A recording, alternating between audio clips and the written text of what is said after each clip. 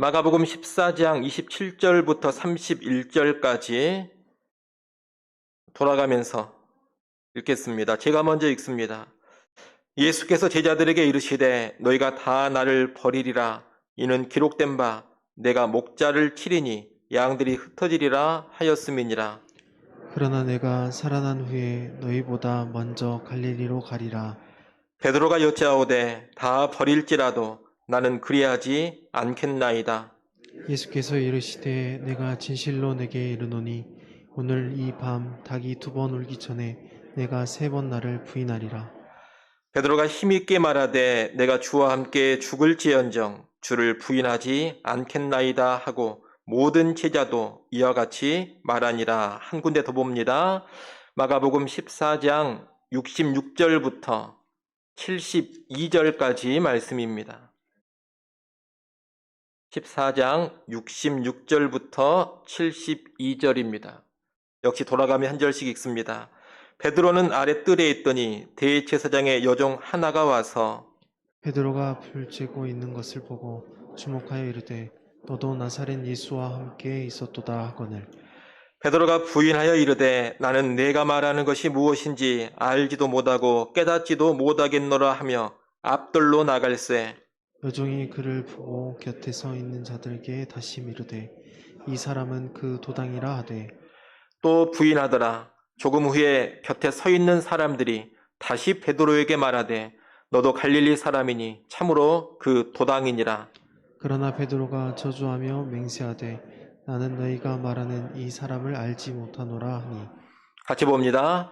닭이 곧 2번째 울더라. 이에 베드로가 예수께서 자기에게 하신 말씀 곧 닭이 2번 울기 전에 내가 3번 나를 부인하리라 하심이 기억되어 그 일을 생각하고 울었더라. 아멘. 예수님의 이 공생의 사역의 핵심은 십자가입니다. 예수님은 이 십자가의 죽음을 목전에 두고서 유월절 식사를 겸한 최후의 만찬을 제자들과 함께 하셨습니다. 최후의 만찬 자리에서 예수님은 자신의 죽음의 의미를 알려주셨습니다. 예수님 자신의 죽음은 죄인들의 구원, 죄인들의 생명을 주기 위한 죽음이요 구원의 성취인 새 언약을 세우기 위한 죽음임을 알려주셨습니다. 그리고 십자가에 달린 자신의 살과 피를 먹어야, 다시 말하면 십자가의 예수 그리스도를 믿고 영접해야지만 생명을 얻고 새 언약의 백성이 됨을 알려주셨습니다. 나아가 계속해서 십자가의 예수 그리스도 그분의 살과 피를 먹고 마시는 교통의 삶이 있어야지만 풍성한 생명을 누릴 수 있음을 알려주셨습니다. 이러한 가르침을 주신 최후의 만찬 후에 예수님은 제자들과 함께 감람산으로 가십니다. 그런데 감람산으로 가시는 도중에 예수님은 뜻밖의 말씀을 하십니다. 오늘 본문 27절입니다. 예수께서 제자들에게 이르시되 너희가 다 나를 버리리라. 이는 기록된 바 내가 목자를 치리니 양들이 흩어지리라 하였음이니라. 예수님은 제자들을 향해 너희가 다 나를 버릴 것이라고 합니다. 제자들의 실패를 말씀하시는 겁니다. 이와 연관해 목자를 치면 양들이 흩어지리라는 스가랴 13장 7절의 말씀을 인용하십니다. 이제 목자이신 예수님이 체포당하시고 죽임을 당하게 되는데 그때 양들인 제자들은 다 흩어져 버리고 예수님을 떠난다는 겁니다. 이에 베드로는 뭐라고 하느냐? 29절을 보십시오. 베드로가 여짜오되 다 버릴지라도 나는 그리하지 않겠나이다. 베드로는 지금 뭐라고 합니까? 다른 제자들은 다 주님을 버린다 하더라도 나만큼은 주님을 버리지 않겠다. 그렇게 말합니다. 여기서 베드로는 다른 제자들과 자기를 구별하고 있습니다. 자기는 다른 제자들하고는 급이 다르다는 겁니다. 그래서 다른 제자들처럼 예수님을 버리는 그런 일은 자기는 결코 하지 않겠다는 겁니다. 여기서는 분명 베드로의 자기 결단입니다. 그리고 이런 결단을 하고 있는 베드로에게 어떤 거짓이 있거나 가식이 있지도 않습니다. 베드로는 진심으로 또 예수님을 향한 충심으로 이런 결단, 이런 각오를 하고 있는 겁니다. 하지만 예수님은 이 베드로에게 더욱더 구체적인 예고를 해주십니다. 30절입니다. 예수께서 이르시되 내가 진실로 내게 이르노니 오늘 이 밤 닭이 2번 울기 전에 내가 3번 나를 부인하리라. 다른 제자들은 그저 예수님을 버리고 도망칠 뿐입니다.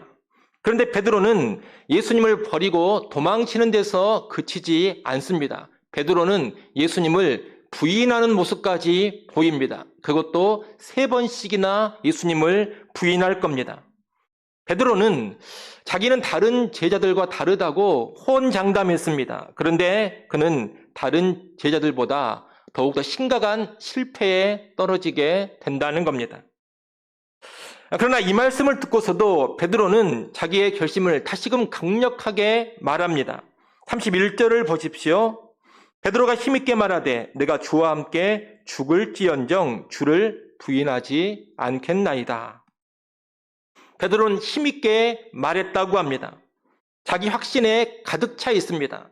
아주 강력한 말로 내가 죽는 일이 있다 하더라도 주를 부인하지 않겠다고 합니다.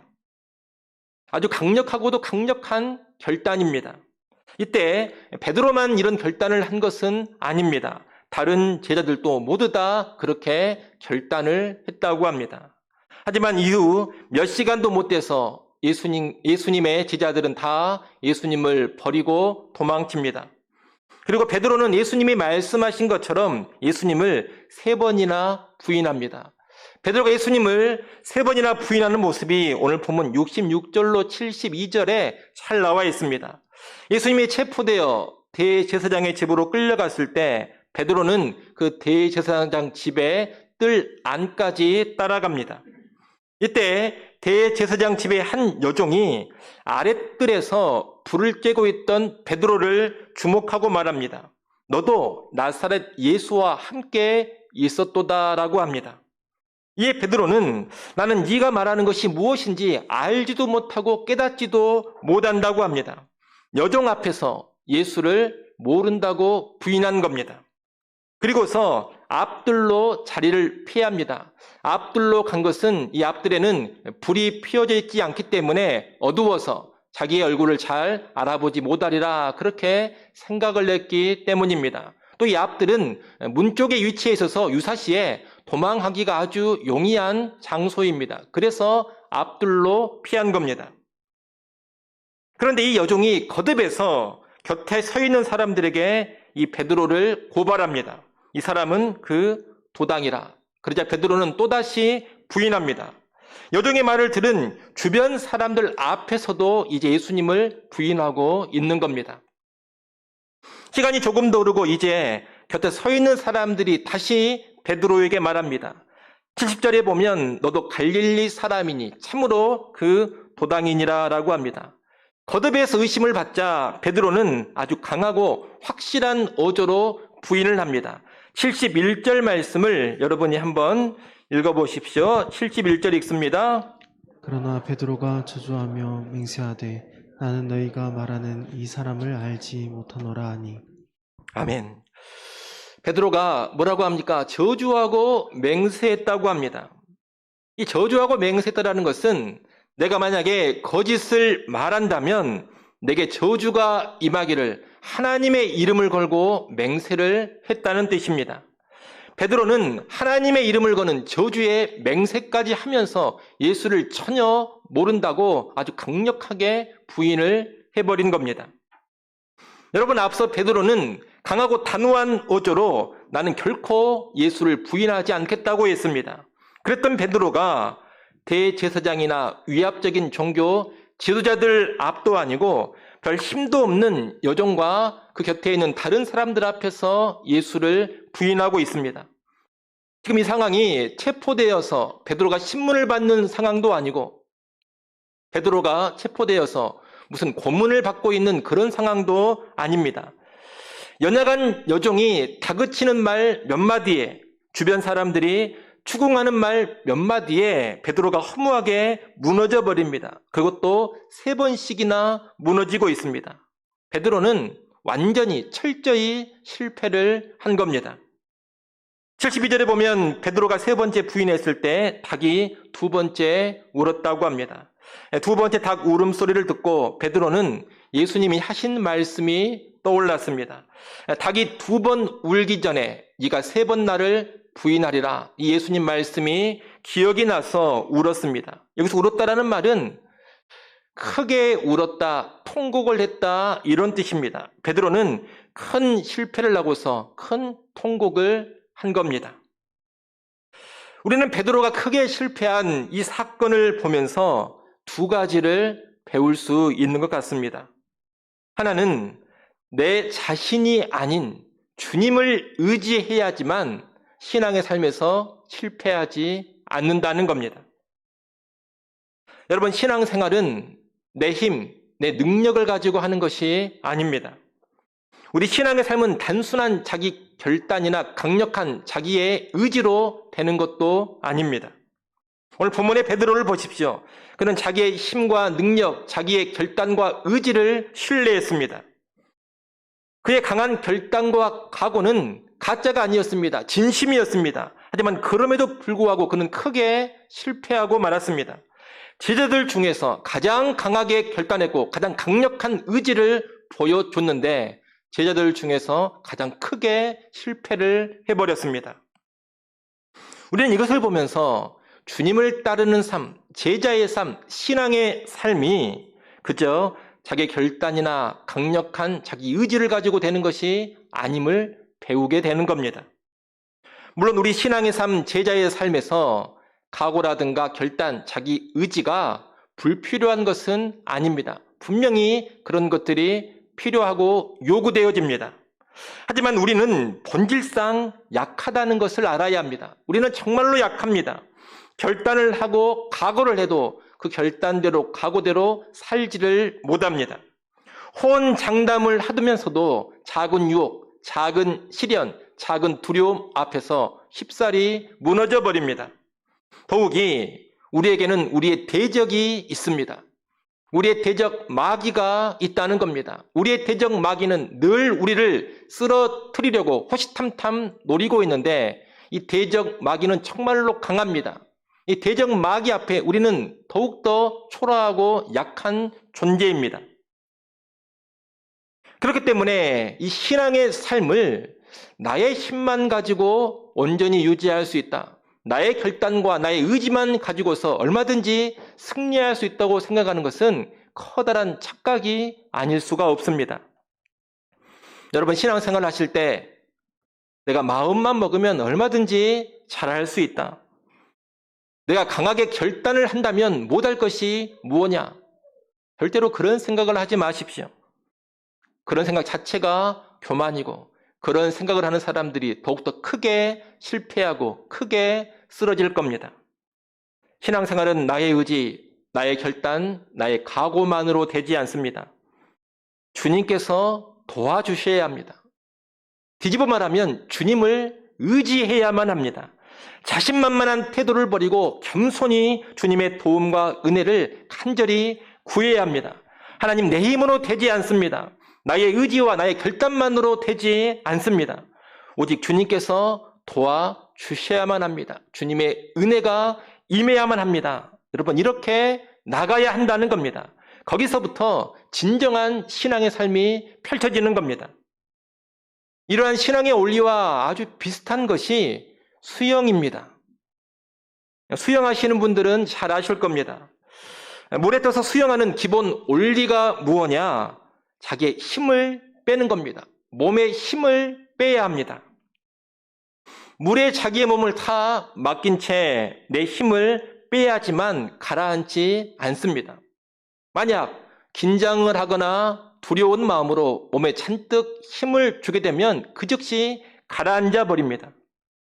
우리가 수영할 때에는 분명히 내가 해야 할 일이 있습니다. 호흡도 잘 해야 되고 손과 발도 힘있게 저어가야 합니다. 하지만 호흡을 하고 손과 발을 힘차게 젓는 그 모든 것이 다 힘을 빼고 물에 몸을 맡긴 가운데 이루어져야 합니다.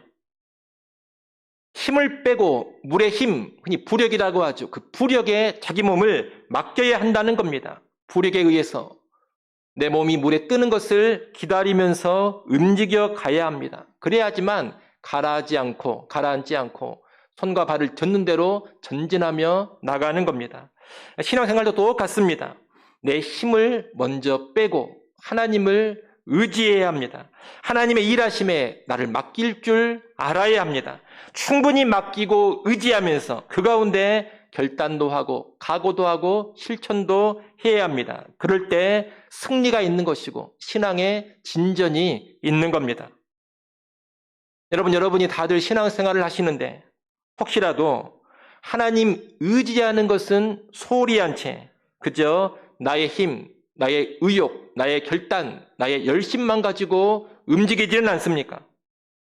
그렇다면 그 사람은 반드시 실패하고 무너질 겁니다.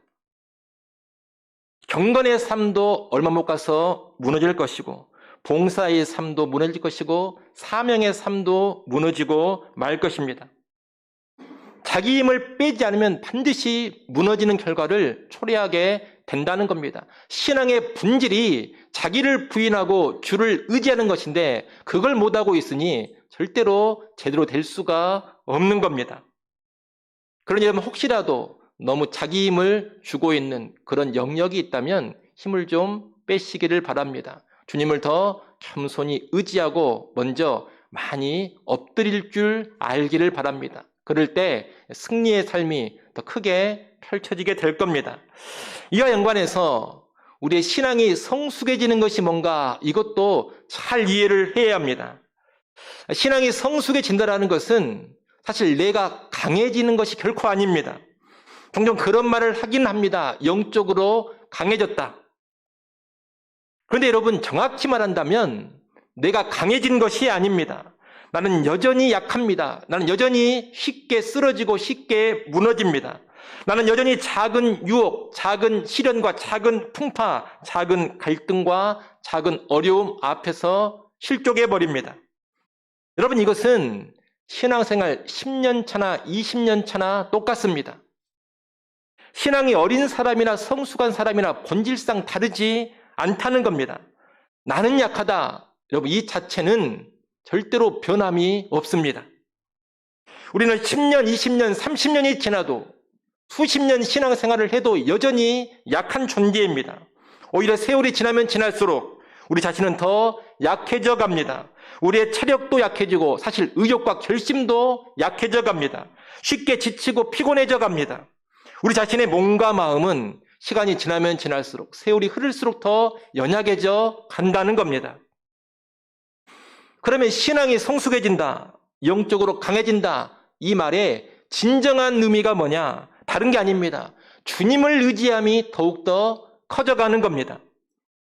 내가 약함 중에 더욱더 주님을 의지하는 그런 사람이 되어가는 겁니다. 여러분 이것이 곧 성숙이요 이것이 진정한 영적인 강함입니다. 만약 그것을 모르고 내 스스로 온전한 상태요 내 스스로 강한 상태라 이렇게 생각을 해버리면 그 순간 무너져 버립니다. 우리는 주를 의지함이 사라지는 순간 나를 지탱시켜 주시는 하나님을 무시하는 순간 곧바로 쓰러져 버린다는 겁니다. 사도 바울은 이를 가리켜 고린도후서 4장 7절에서 이렇게 말합니다. 고린도후서 4장 7절 말씀 여러분 한번 읽어보십시오. 읽습니다. 우리가 이 보배를 질그릇에 가졌으니 이는 힘이 큰 능력은 하나님께 있고 우리에게 있지 아니함을 알게 하려 함이라. 아멘. 우리를 가리켜 어떤 존재라고 합니까? 질그릇이라고 합니다. 살짝 충격이 가해지기만 하면 바로 깨져버리는 그런 질그릇이 우리입니다. 우리는 10년, 20년, 30년, 40년이 지나도 여전히 질그릇입니다. 질그릇인 내가 어느 순간 강철그릇 되는 거 결코 아닙니다. 우리는 일평생 쉽게 깨지는 질그릇입니다. 그러나 이 질그릇 안에 보배이신 하나님이 계십니다. 그 보배이신 하나님의 능력을 의지할 때 그 능력으로 인해서 내가 강해지는 겁니다. 능력은 결코 내 자신에게서 나오는 것이 아닙니다. 강함은 결코 내 자신의 것이 아닙니다. 나는 여전히 능력이 없고 여전히 약할 뿐입니다. 다만 강하신 내 안에 그 하나님을 의지함으로써 내가 깨지지 않고 실족하지 않고 살아가는 겁니다. 여러분 꼭 기억하십시오. 승리의 비결은 내가 스스로 강해지는 것이 아닙니다. 강하신 주님을 의지하는 것입니다. 우리가 실패하는 것도 실상 내가 약해서가 아닙니다. 주님을 의지함이 없어서입니다. 그런 여러분 의지하고 또 의지하시기 바랍니다. 겸손히 엎드려서 주님을 의지하시기 바랍니다. 결단도 각오도 의지도 열심도 의지함 속에서 발휘되어져야 합니다.